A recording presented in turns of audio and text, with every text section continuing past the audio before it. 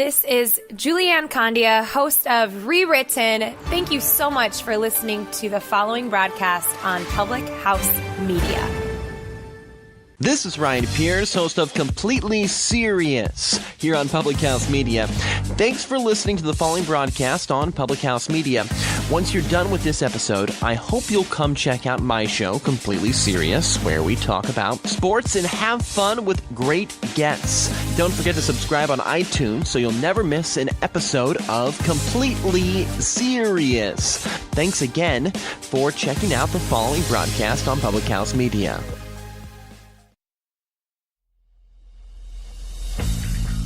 Throughout history, the course of sports has been shaped by one thing: the fans. From the moments you never dreamed of. Bobby Womack has saved the USA's life in this World Cup! Hall, the runner! Loose ball! It's good! Gonzaga! The flipper still fits!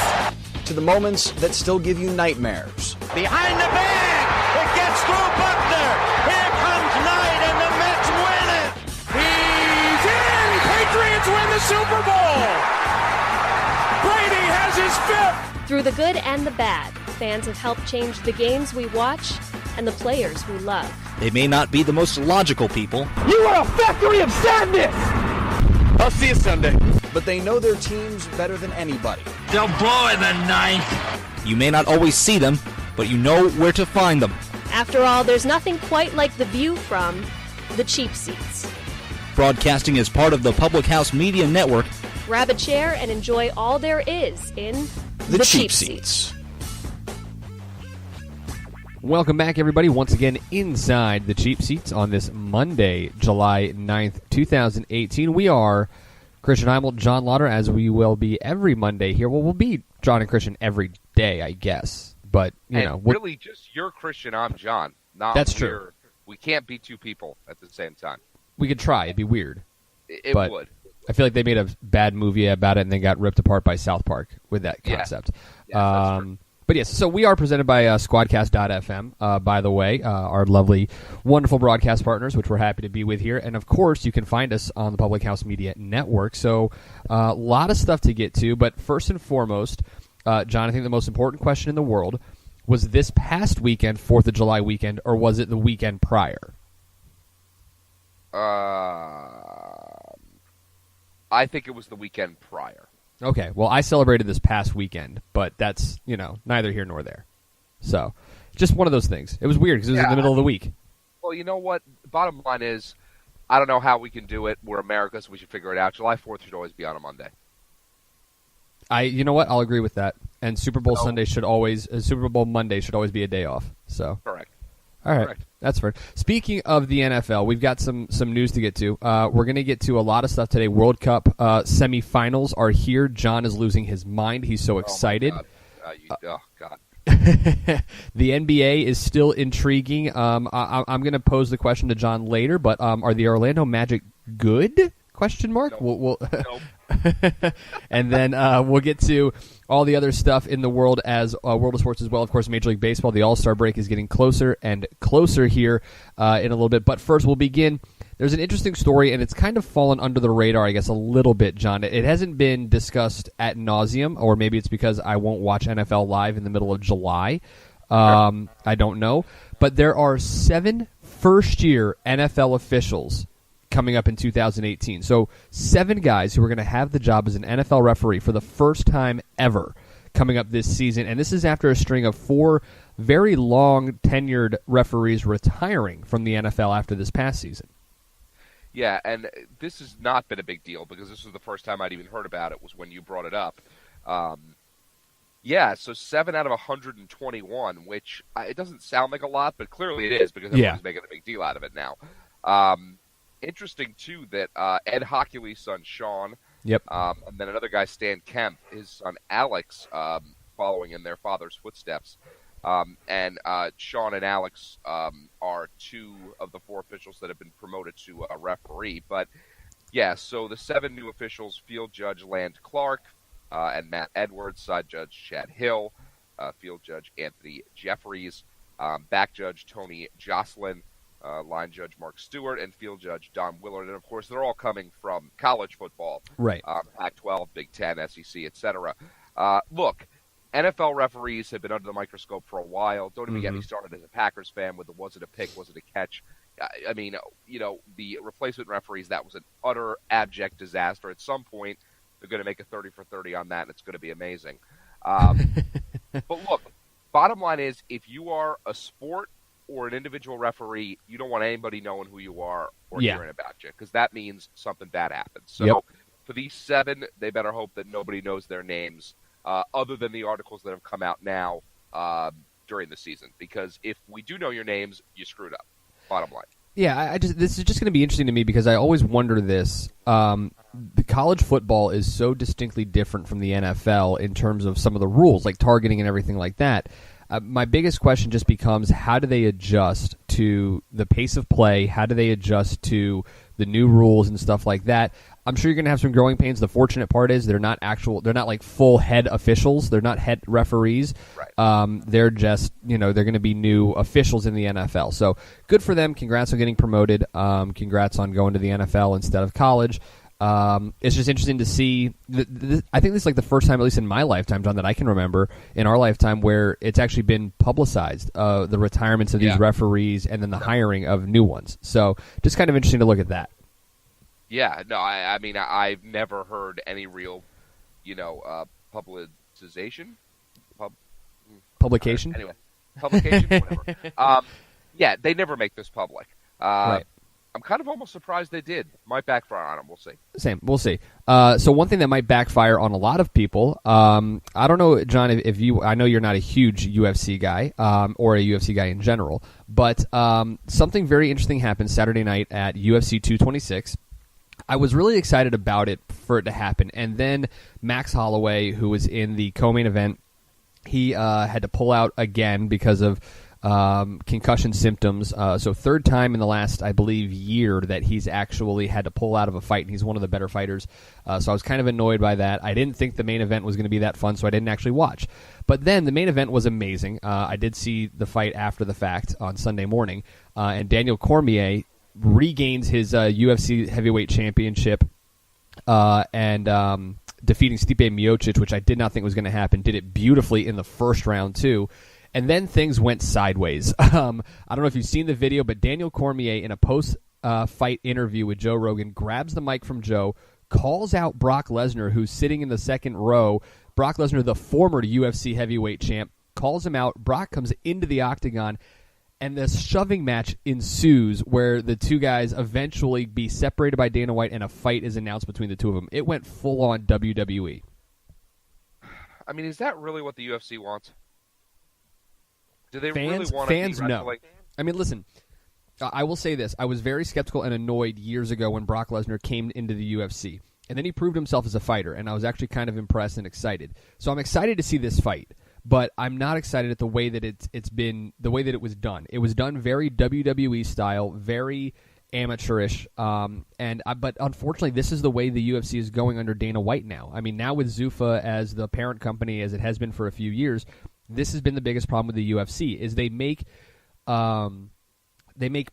ploys and they play towards the fringe fan as opposed to the hardcore fan. They don't make fights that the hardcore fan wants. They make fights that'll draw the fringe fan in, which I understand it. That's how you make the most money, is you get the people who aren't true diehard fans to actually decide they want to go, and then their friends who are true diehard fans want to go with them and all that stuff. I understand that, but it just looked really, really bad, and this is the way the UFC's been going now for a couple of years. It's been heading towards this WWE style. It's why you see guys like CM Punk try to come in, and he's an embarrassment, which I've already ranted about on this show. It's why Ronda Rousey's now going to go be one of the greatest WWE athletes of all time. But it really bugged me when I saw it. Like seriously, like it felt beyond staged, and that's what I didn't like about it.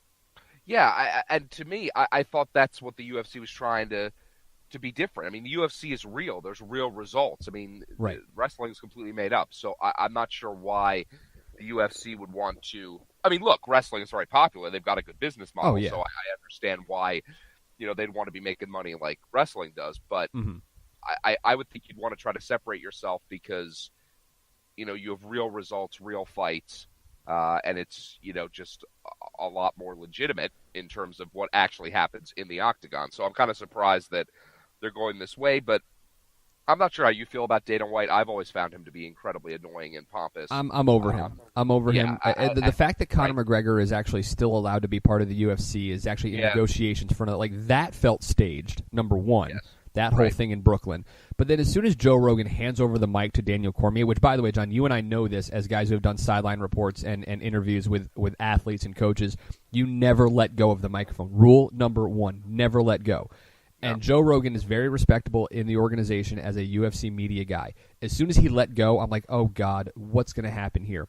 And as everything continued to happen, it felt so staged and such a freaking media ploy, and it really actually kind of turned me off a little bit.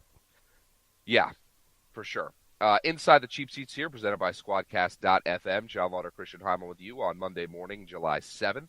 One more thing here before we take a break and move on to some World Cup soccer. I heard about this, Christian, and I actually I was quite mad about it, and I'm still a little mad about it. So Tiger Woods and Phil Mickelson are in negotiations to play a winner-take-all match for $10 million. First of all, 10 years too late. Yep. Number one. Number two, you both are so rich it's disgusting. So $10 million for both of you, sadly, is not really that big a deal. Right. And third of all, why would I watch that when I can watch other golfers that are way better than you compete in majors? Yeah. And I this really annoys me. I don't understand why we're doing it now. I don't understand why anybody would care at this point, unless you're like Mike Greenberg, who salivates every time somebody mentions Tiger Woods' name. I don't get it. It's 2018.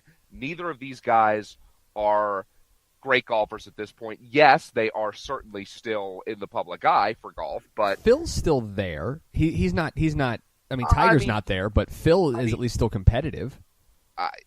Barely. He's barely still competitive.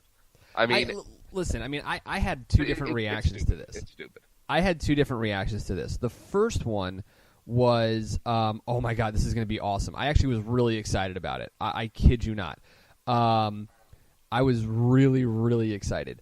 But then I saw the $10 million. I'm like, oh, that's interesting. And it immediately brought me to the thought of, remember a few years ago, I think it was Rafael Nadal and Roger Federer, they played a tennis match on like a skyscraper or something like that, like $1 million match, and it was for charity. That was actually kind of interesting. I saw highlights and brief videos of it, never actually watched it. I would watch this just because it's like everything else. It's like we literally were just talking about the UFC. It's like the super fights that we all wanted to see. We all wanted to see Anderson Silva and George St. Pierre. We never actually got to see it. We all wanted to see, Randy. We're gonna see Tito Ortiz and Chuck Liddell again, whether we want to or not. But we all wanted to see these things, and I think this would be something that would draw. I think that if it was, sadly, yes, it would. It will draw. I will be one of the ones watching just because it's two legends of the game. They're not at the level that they were 10 years ago. You're 100% right on that. I very much wish this was going to be a charity event, and maybe it will be. Maybe it will end up being a charity event instead, the $10 million. That's the only way this would be okay for me, is if all the money went to charity. Yeah, I think that's the way that you get people to. If either of them are pocketing this money, screw both of them. That's I agree with you 100% on that, because knowing the type of person Phil Mickelson is, that's what he would prefer to do. I would think. Yeah, it would just be fun to see this happen, I think. It's two guys. We always get so giddy when they get paired together at these majors, like they did at the U.S. Open for the first 2 days. We were so giddy and excited. But, I mean, this is what we've all wanted to see. So who knows if it's something that will actually want to, it'll actually live up to what we want. But I'm excited about it. I saw it. I'm like, yes, let's go. That'll be fun. But I'm also a golf, dork, and I really do like, I love Phil Mickelson. I keep wanting Tiger Woods to be good because it's good for golf. But, man. That ship has sailed, buddy. I know. Well, that's fine because, 12 years ago in college, I said he would never beat Jack Nicklaus. So as long as he doesn't do that, I'm fine. So as long as he doesn't beat Jack, I'm okay. Still a lot to get to here on the Cheap Seats. We're going to get to our poll question here in the very next segment because it is the World Cup, and I don't care if you don't like soccer. I don't care if you've never played. I don't care if you're not watching anymore because your team wasn't in it. I don't care if you never watched because the U.S. wasn't in it. This has been an entertaining as hell World Cup. And for John Lauder, it might be the best thing to happen to his family since the birth of your children. Yes. So it might be the best thing to happen to you guys in only a couple of years, but still pretty awesome. We're going to get into that. It's all coming up just a little bit. You're in the Cheap Seats, presented by Squadcast.fm on the Public House Media Network. How's it going, everybody? This is Keith. And Katie, host of Coffee with Keith and Katie, here on Public House Media. Thanks for listening to the following broadcast on Public House Media. When you're done here, I hope you'll check out our show, Coffee with Keith and Katie, where we talk about our lives and relationship over a cup of coffee. A new episode airs on Facebook Live every Monday and Thursday at 7:30 p.m. Don't forget to subscribe on iTunes so you'll never miss an episode of Coffee with Keith and Katie. Thanks again for checking out the following broadcast on Public House Media. This is Kim Meyer, the host of Choose to Rise here on Public House Media. Thanks for listening to the following broadcast on Public House Media. Once you're done with this episode, I hope you'll come check out my show, Choose to Rise, where we talk about living with positive mindsets, how to increase our confidence, building our faith, and living out our life on purpose. A new show comes out via podcast every Monday, Wednesday, Friday. And if you want to catch the episode live instead, stop by Public House Media around 6:45 Central Standard Time, Monday, Wednesday, Friday as well. Don't forget to subscribe on iTunes so you'll never miss an episode of Choose to Rise. Thanks again for checking out the following broadcast on Public House Media.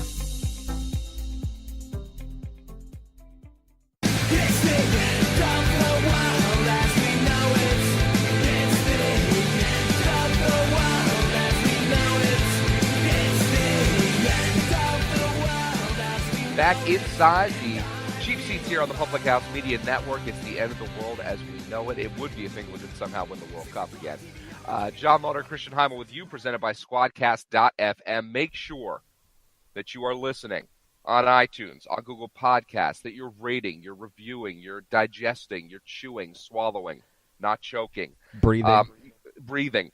You can like our Facebook page. You can go to thephmedia.com. You can buy a mug with Christian's kneecap on it. Ooh, I like that. Yeah, I am so excited about England that literally I am not forming correct sentences. I know you're not. And things are in my brain, and then when they come out of my mouth, they make no sense. Check out our daily poll question, which we're going to hit on here in just a second. More intriguing World Cup semifinal, France-Belgium or Croatia-England. Even though I am an England fan, I actually think France-Belgium is the more intriguing one. I agree with you there, but I'll get to why in a little bit. Yep. But again, we're presented by Squadcast.fm. You can follow us on Twitter, me at John_Lauder, JON_LAUDER. You can follow Christian on Twitter at Chris Heimall. That's CHRISHEIMALL. When we finished recording last week, 4 of the first knockout games had not even been played yet. Yep. So real quick through those, obviously Brazil over Mexico, that was not a shock. Nope. The Belgium-Japan game, I think, is the best game we've had all Oh, my goodness, it was unreal. That way. Japan goes up 2-0 quickly in the second half, and then Belgium scores 3 goals. They're the first team ever to come down from a 2-0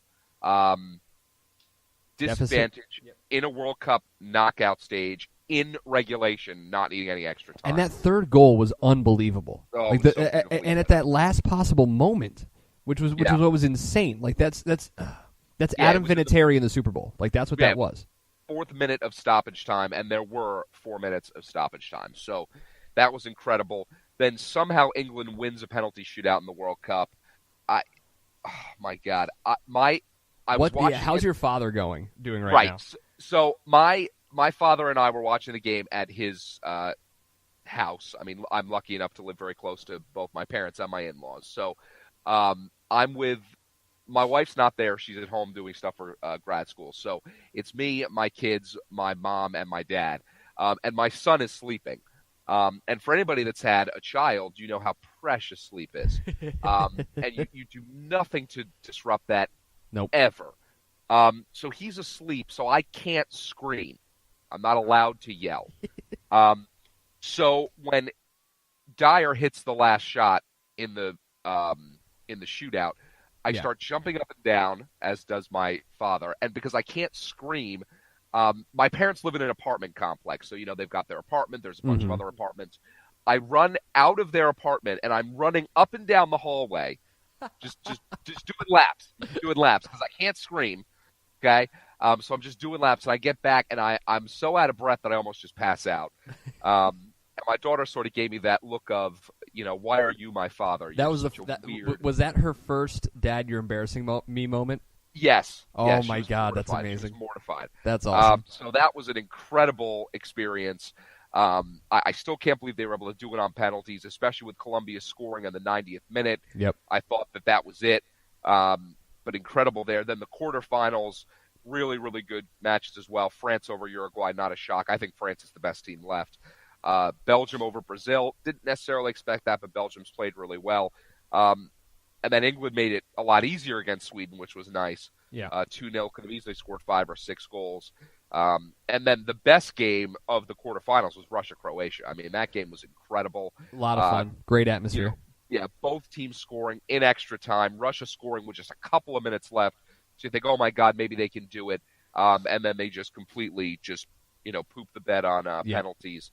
And Croatia wins 4-3. So it sets up for just 2 incredible semifinals on Tuesday and on Wednesday in St. Petersburg and Moscow. France and Belgium, who are the 2 best teams left, and then England and Croatia, who maybe the 2 best stories left. Yes, definitely the 2 best stories. I mean, Belgium's a good story too because they've never won one and they've got a bunch of youngsters.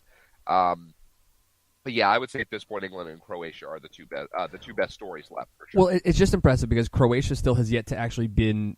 They're undefeated. Like not even just draws. Like they won all 3 of their group stage matches. They've advanced through the knockout stage to the semifinals right now. So they are, I believe, the only team that is unbeaten and untied left in the tournament. I believe. Yes, they are. So it's impressive to see that because a lot of people. Well, I mean, going into this World Cup, I don't think many people mentioned Croatia. A lot of people mentioned Iceland as the dark horse, or as like that sentimental favorite. But Croatia, has played incredibly well. They've been a lot of fun to watch. Their goalkeeper is impressive. Yes. Belgium, obviously, a lot of people thought they were the best. They were the most talented team, but it was can they put it all together on this big of a stage and actually make it happen? And again, that match against Japan was absolutely amazing. What they did to Brazil, I thought was really impressive too. Watching every single moment of that game was a lot of fun. And then when I look at England, it's just. I don't. Again, I'm not a huge soccer guy. I don't understand it that much. I've just recently, over the last couple of years, been getting into the EPL, but. It feels like England is kind of almost that forgotten participant because they've had so many shortcomings in the World Cup. You almost kind of sit there and no matter how talented they are, you just kind of go, yeah, but with England, and that's just how it felt throughout this entire tournament. Like nobody's really considered them. And then when they put up 6 goals in the group stage, I'm like, all right, maybe this might be a team to watch. So it's been great to see. It's been a lot of fun to watch. This tournament has been. This could have outside of the Neymar flopping, outside of what Mbappe did in that game in the quarterfinals, which was embarrassing, and outside of all the penalties that have been called, I think this has been the best possible World Cup if you're trying to grow the sport in the U.S. without the U.S. in it. This has been the best possible way the tournament could have gone. Oh, for sure. The tournament's been incredible.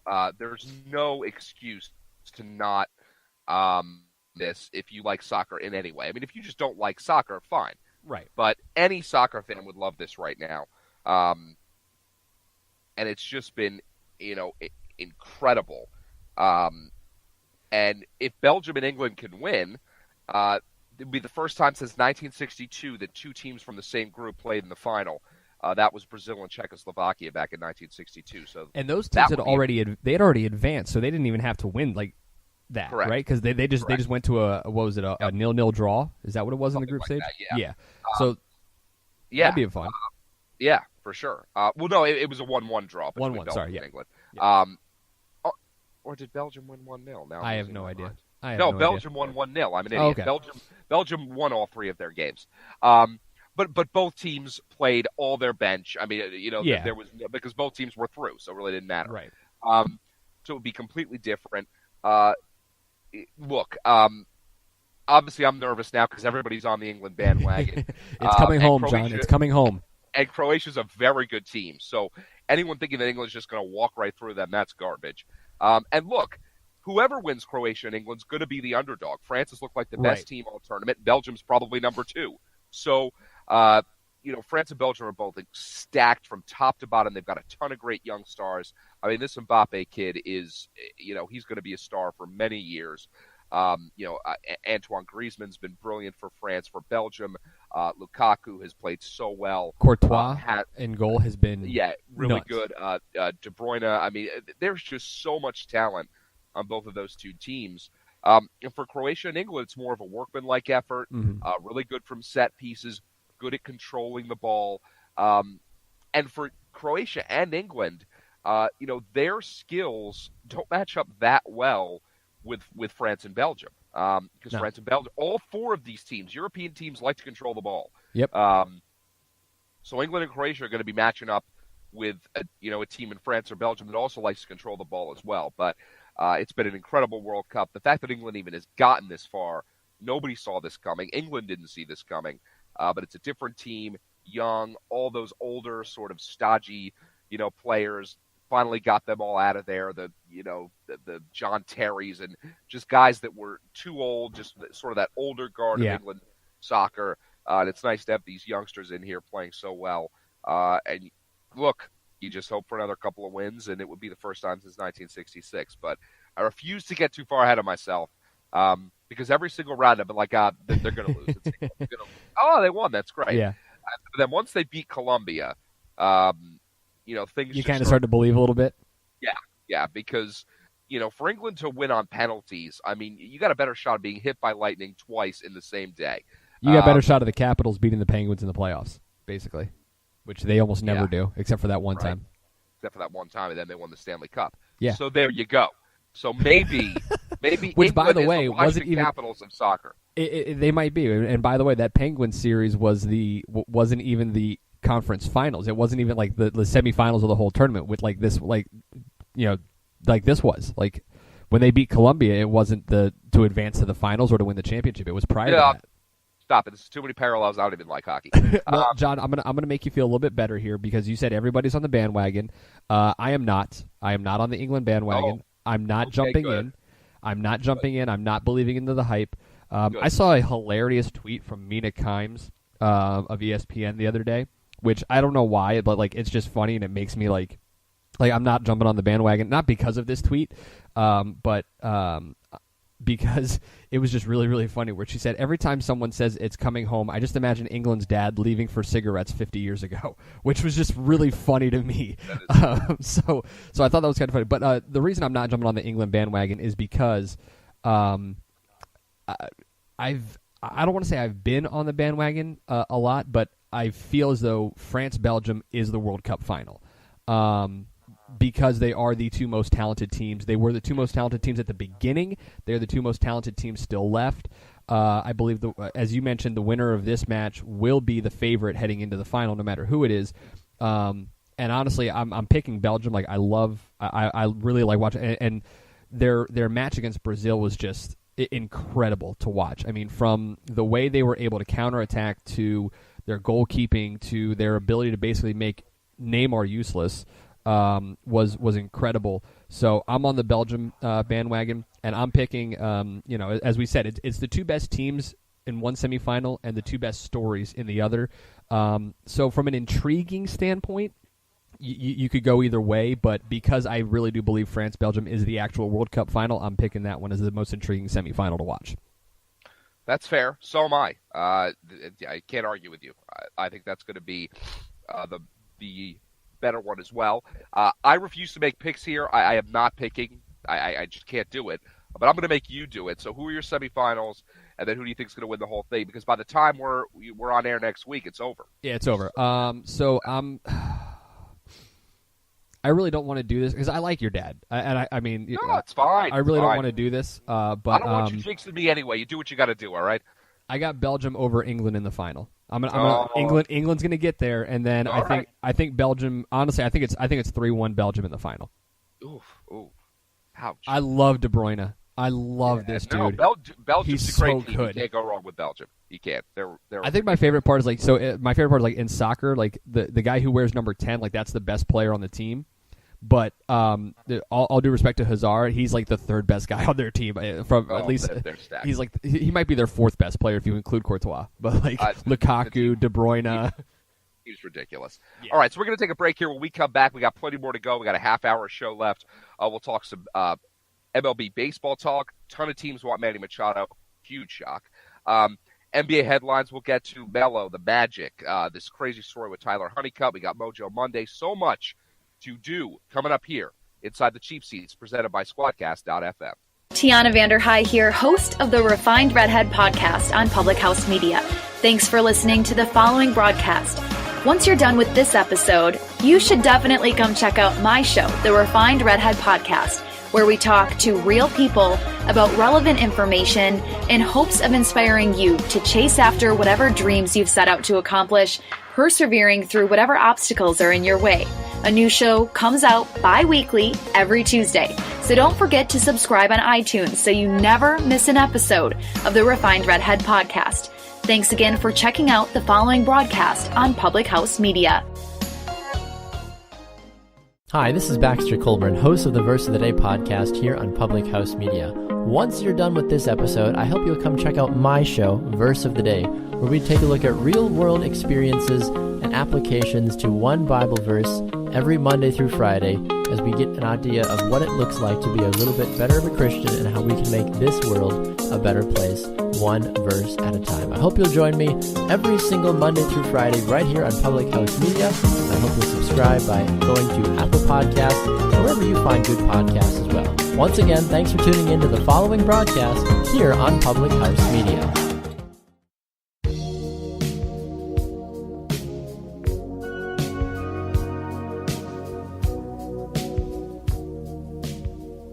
Welcome back in the Cheap Seats, presented by Squadcast.fm on the Public House Media Network. Christian Heimall here, John Lauder with you.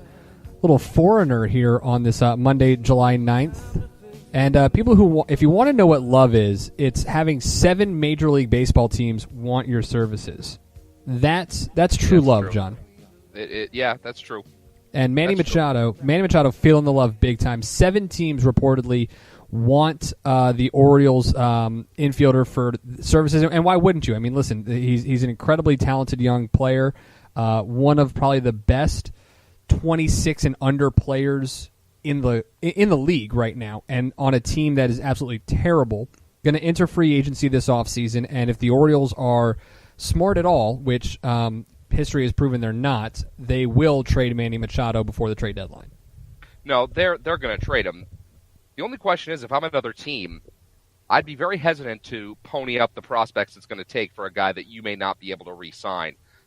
So apparently, Ken Rosenthal reporting that the Brewers are one of the most serious teams. If I'm Milwaukee, I'm not touching Manny Machado. I would be stunned if he stayed there. So that's a bad move. Really? With the way that team is set up, that team's set up right now, well, I'm just saying, to possibly win, there's not as much pressure in that local market. You're not in a tough division. He wants it. That I would want to go to the Brewers. They're that talented of a team right now. But so according to multiple reports, you've got the Dodgers, Diamondbacks, Brewers, Phillies, Braves, Indians, and Cubs. The Dodgers don't make sense to me. I understand because Corey Seager's going to be back next year, unless you plan on not having Corey Seager back. Well, why can't Corey Seager play third? What are you going to do with Justin Turner? First base. What are you going to do with Kike Hernandez? Trade him for Manny Machado.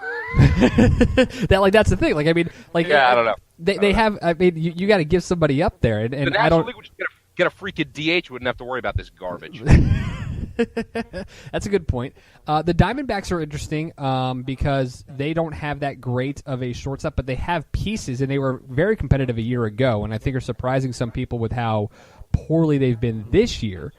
But then when you include teams like the Phillies are interesting. The Braves don't make sense. Like, are you really going to get rid of? Yeah, exactly. You're going to get rid of a guy. I mean, I know he's struggling right now, but the Indians have Lindor. I mean, why? And the Cubs have Javi Baez and oh my gosh, Russell. I can't remember their shortstop's name right now. Yes, Addison Russell. So I mean, the Phillies kind of make sense here, but again, so do the Brewers, in my opinion. You know what? Something tells me he just ends up on the Dodgers, even though they don't really have space for him. You brought up a point, and we've talked about this before. Like, we talked about this with the Spurs and Kawhi Leonard and the Lakers. Who really has the leverage? Is it the team that is trying to trade Machado, saying, listen, we need, we're not going to get rid of this guy. We need something in return. Or the other team's going, you know what, fine. We'll just wait until free agency and sign him, and you get nothing. The Orioles have no leverage ever. So that's a good point. They absolutely do not have the leverage here because everybody knows he's leaving. There's no way he's staying. There's no way they're going to offer him the kind of money he's looking for. The leverage is with anybody not named Baltimore. They have no leverage at all. Yeah, I mean, there's no way he stays. It's just one of those things. Like the Dodgers, you're right. The Dodgers kind of make sense, just because it's that it's that big name market. It's that style and that team that's competitive enough each year where maybe he might want to re-sign, and they've got the pieces to trade. Now, I mean, I'm not saying but that this would be the right way, but imagine you put Yasiel Puig in the American League at the DH in Camden Yards. Yeah. Because they're not using them. They got too many guys in the outfield as it is. So, I mean, Jock Peterson, Chris Taylor, Kike Hernandez, Ethier, Kemp. No, Kemp's on the Braves now, but I mean, like they've got the pieces there to be able to trade for Manny Machado. So I tend to agree with you. I think the Dodgers sound like the right team there for Manny Machado. Yeah, I'm not even sure if they're the right team. I just feel like they're the team that it's going to be. Yeah, they probably are going to end up being that team. So, all right, so we'll see where Manny Machado ends up. He's probably the biggest name right there on the trade block. And if they don't trade him, the Orioles are idiots because they're going to be absolutely, there's no shot they re-sign him. No chance in free agency. All right, so, John, as we mentioned, the trade deadline is coming up here. We got the All-Star Game coming up next week. We'll touch on that in just a moment. But this is typically where we get to the halfway point, roughly, of the Major League Baseball season. We're past halfway. We're more than 81 games in. But this is considered the unofficial halfway point. And to pretty much no surprise, the two best teams in baseball are the Houston Astros and the Boston Red Sox. Oh, you... What? I feel like you're missing somebody. Well, the Yankees are up there, obviously, but I think the Yankees are better than the Red Sox. There are only two teams with 60 wins or more. The Red Sox have won 6 straight, 62 and 29. Yes, they've also played 4 more games. I understand that. Yes, they have. They're 2 games ahead of the Yankees right now, heading into this week's play. And I will say this: I completely understand that the Yankees took 2 of 3 last weekend against Boston in New York, which I completely, I obviously know that as a Red Sox fan. But responding and winning 6 straight, the Red Sox offense has just really kind of lit things up. The Yankees have struggled against teams they should beat, and the Red Sox, on the other hand, have dominated teams they should beat. Similar to the Houston Astros, the Astros have dominated the teams that they should. They haven't really struggled that much against bad teams, which is why. And when you look at those teams, I don't see many holes in the Astros. I don't see many holes in the Red Sox or the Yankees for that matter, even though I do still think they need some help in the back end of that rotation because, as we've discussed, Sonny Gray is a train wreck. David Price isn't much better for the Red Sox. Their bullpen isn't as good as New York, but their lineup right now is playing just as well and hitting just as well as the Yankees. And I would put that lineup up against the Yankees and anybody else right now. Yeah, no, the Red Sox are very good, obviously. I mean, J.D. Martinez has been better than anybody would have even expected. Mookie Betts is batting .342 on the year. He's been absolutely stupendous. But I still think that the Red Sox, aren't perfect when it comes to pitching either. No, they're not. Other than Chris Sale, the rest of the pitching is I mean, Price is awful. Rodriguez, so-so. Porcello has had good moments and bad moments. And those are the only 4 pitchers with 15 or more starts. Right. Drew Pomerantz, just terrible. Mm. So, both the Yankees and the Red Sox need pitching, to me. And that's why I would say that the best team in baseball is the Astros, because of how good their pitching is. Because at the end of the day, not to be cliche, but we all know this, in the postseason it's about pitching, and Houston's got the best in both leagues by far. Oh, yeah. Yeah. I mean, listen, I'm not going to sit here and say that the Red Sox are far and away the best team in baseball. I still firmly believe that the Astros are that best team. They are the defending champs. They do not have a single hole. George Springer is playing god-awful right now, and it does not matter to the Astros. Like, George Springer has not been good over the last couple of weeks. One of their cornerstones of that lineup, and it does not matter because Garrett Cole couldn't care less. Dallas Keuchel couldn't care less. Justin Verlander certainly doesn't give a damn about how bad the lineup is doing, because he's just going to go out there and win an MVP again this year potentially. But the biggest question, I think, John, going into the second half of this season is there a team in the National League that comes close to winning the World Series, that has a real legitimate shot at the World Series as it stands right now? No. And I agree with you. I mean, I'm looking at the teams right now leading their divisions. Milwaukee at 54-36, I don't trust them enough, even though I do think they have all the pieces put together. The Cubs, nope. I cannot believe they have the best record in the National League. How amazing is that? They are 4 games better than anybody else. Well, it just shows how bad Washington and the Dodgers have been. Yeah, Dodgers have been terrible. The Nationals have been god-awful. San Francisco might even have a chance at actually getting back into the playoffs this year, which would be insane. The Cubs aren't that good. Philadelphia and Atlanta have been the biggest surprise, but they will not be there at the end. I just don't believe that.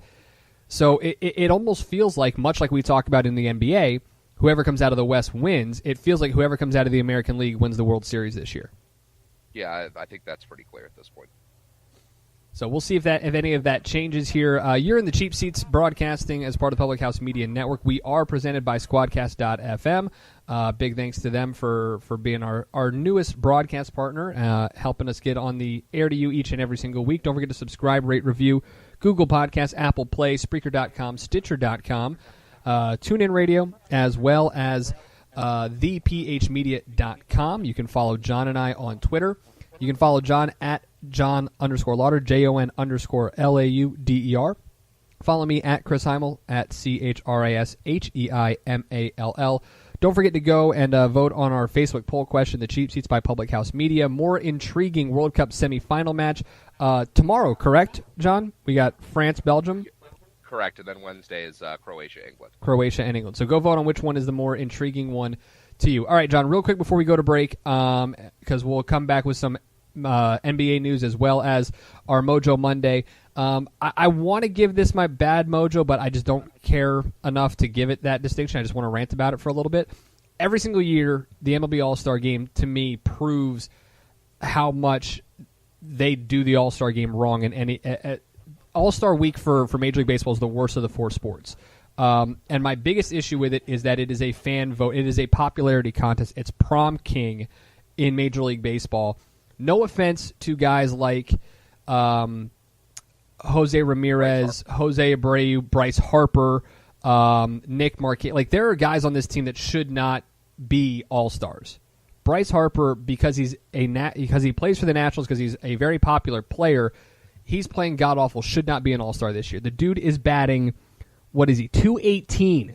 That's atrocious. There's no way that's an all-star player right there, but this is what Major League Baseball does to get the fans involved because they don't want to lose their fan base.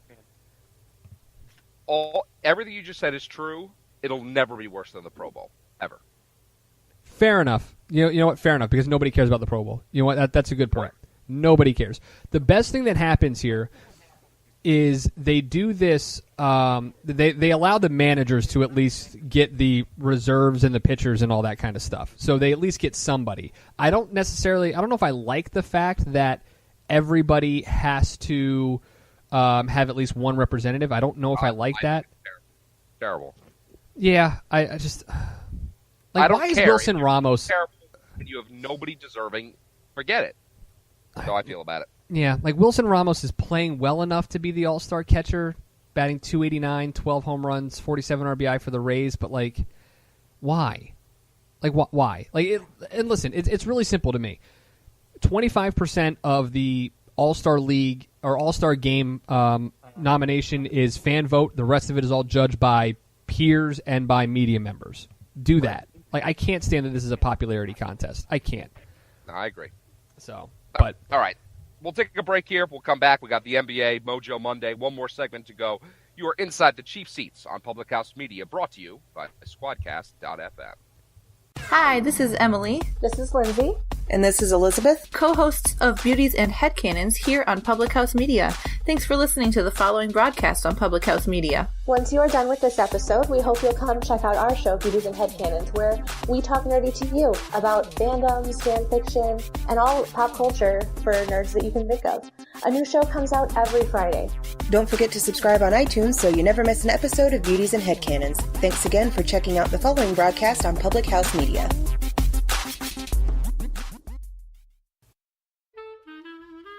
This is Sam Kirby, host of Cinema Stories here on Public House Media. Thank you for tuning into the following broadcast here on Public House Media. Once you're done with this episode, I hope you'll come check out my show, Cinema Stories, where we talk about movie and TV news and reviews, and maybe, just maybe, we'll learn a little something about ourselves. If not, then maybe I made you laugh a couple of times. I don't know. New episodes air bi-weekly on Tuesdays. Thanks again for checking out the totally spectacular following broadcast here on Public House Media.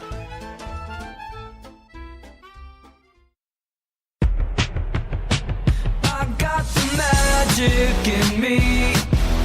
Every time I touch that track, it turns into gold. And we are back here inside the Cheap Seats, final segment on this Monday, July 9th, 2018. John Lauder, Christian Heimall with you on the Public House Media Network, of course, brought to you by Squadcast.fm. Go check that out. Also, go to thephmedia.com. Go to the Cheap Seats Facebook page. Listen, rate, review, like, tweet, throw, spit, whatever you got to do. You know the drill.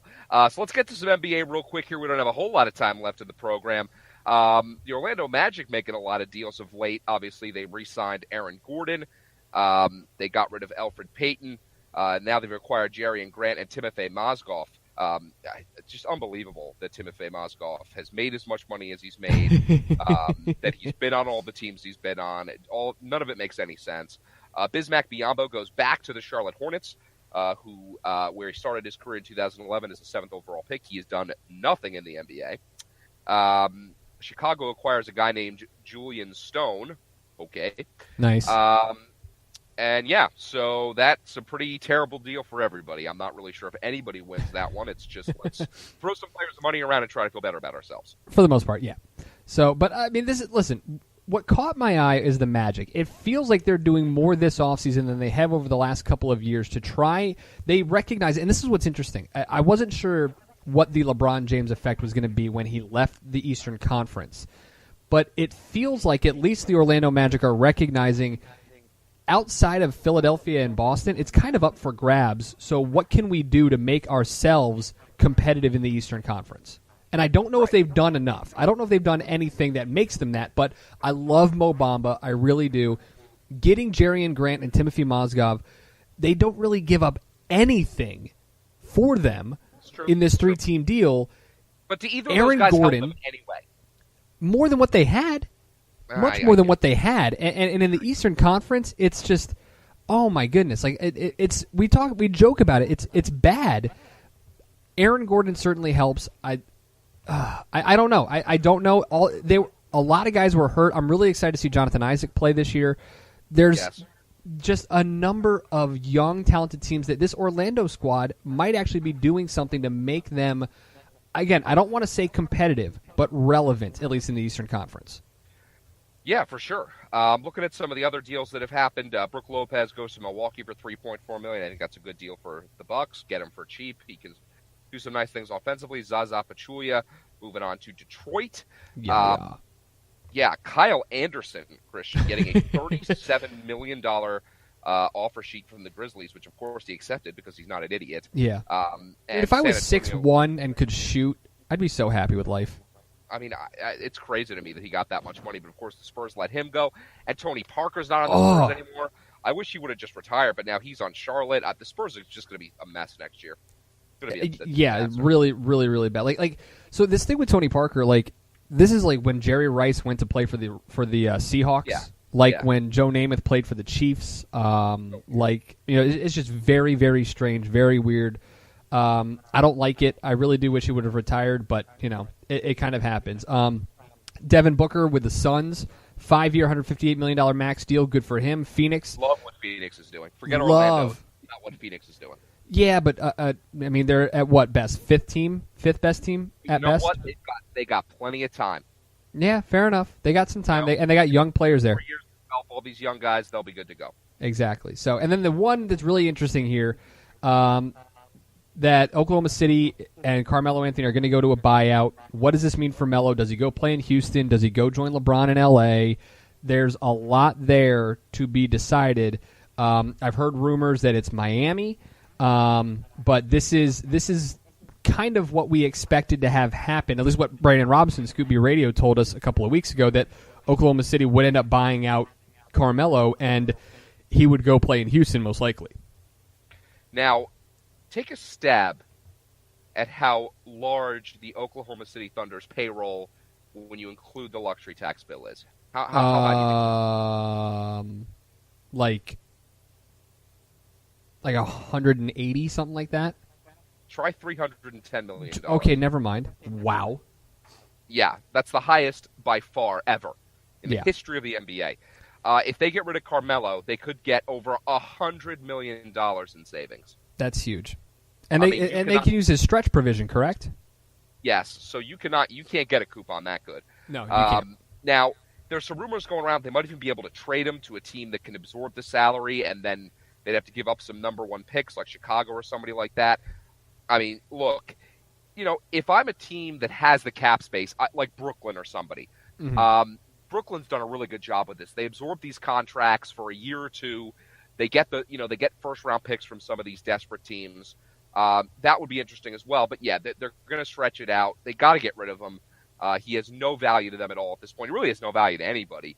If I'm Melo, I'm smart. I go to a place like Houston. I suck it up. I let the ego go a little bit. Come off the bench and try to win a championship. He's not a starter at this point. He's a he would cement his legacy and his Hall of Fame status. He's a Hall of Famer, yes, but he would cement it if he just put the ego aside, played on Houston, and possibly won a championship. Agreed. So, Agreed. Do you want to mention this before we go to our Mojo Monday? Sad news over the weekend. Tyler Honeycutt, the former UCLA basketball player, Sacramento Kings, apparently killed himself in an altercation with Los Angeles Police Department on Friday night. It says that it was a self-inflicted gunshot wound. No officers were injured in the altercation. They were called to his place of residency after his mother said he was acting erratically. When officers showed up, he opened fire on the officers, and then they returned fire, though it has been determined that it was a self-inflicted gunshot wound from Tyler Honeycutt. We're going to learn more information, John, as the week comes out, but incredibly sad, 27 years old. Yeah, second-round pick by the Kings, played for the Bruins from 2009 to 2011, UCLA for college, obviously. 24 games in 2 years in the NBA before continuing his career overseas. Obviously, prayers go out to his family, his friends. Not a great situation. And we'll certainly get more information moving forward. I'm going to get right into Mojo Monday. I'm going to give mine real quick. Positive Mojo for the soccer team in Thailand, the 12 youngsters and the coach. 4 have been rescued, thank God. They're supposed to be continuing the rescue efforts either today or tomorrow. They've got like 20 divers down there or something. It's incredibly dangerous, scary. Again, as a parent, the thought of having a child in that situation is mind-numbingly terrifying. So we're thankful that 4 have been rescued. So that's the good mojo, and we certainly hope that the other 8 players and the coach get rescued soon as well, because obviously that is a story that has captivated the world for a lot of reasons. So that's my positive mojo here on a Monday.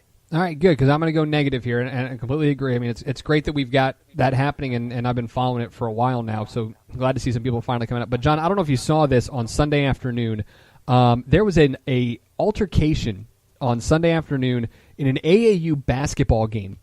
Members of Chicago's RAW Athletics fought with referees at the Gatorade Association Tournament Finals in Emerson, Georgia. There are clips that are online. Apparently, one of the referees gave a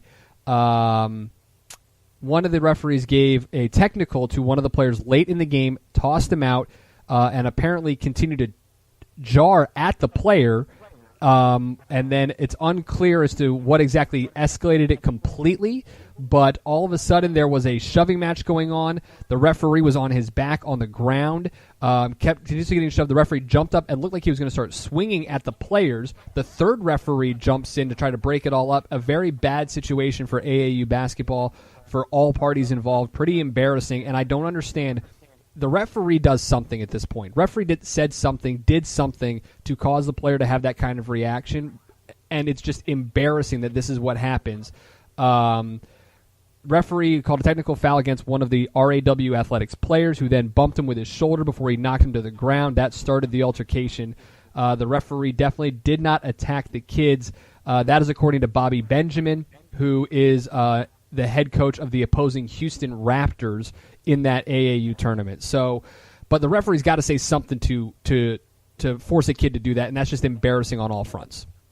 I mean, at this point, Christian, amateur athletics from college all the way down is just a complete sham. That's it really is. It's bad. It's embarrassing, and I cannot believe that this kind of stuff happens. And I guarantee it happens more regularly. This one just happened to be caught on video. So embarrassing for all fronts. Bad mojo to start the day for Chicago's RAW's AAU basketball program and the referees that were involved in that game as well. All right, big thanks to everybody involved in the show. As always, we appreciate you guys checking us out each and every Monday. Don't forget the show comes out every Monday, Wednesday, and Friday. You can catch John and I on Mondays. Don't forget to head to our Facebook page, The Cheap Seats by Public House Media. Vote on our poll question, more intriguing World Cup semifinal, France and Belgium or England and Croatia. You can also subscribe, rate, review on all the places you get your podcasts. Be sure to check us out on Twitter at John Lauder, JON_LAUDER. And you can find me at Chris Heimall, CHRISHEIMALL. Big thanks to Squadcast.fm for helping get us on the air as always. For John, I'm Christian. So long. Thanks for joining us inside the Cheap Seats on Public House Media Network.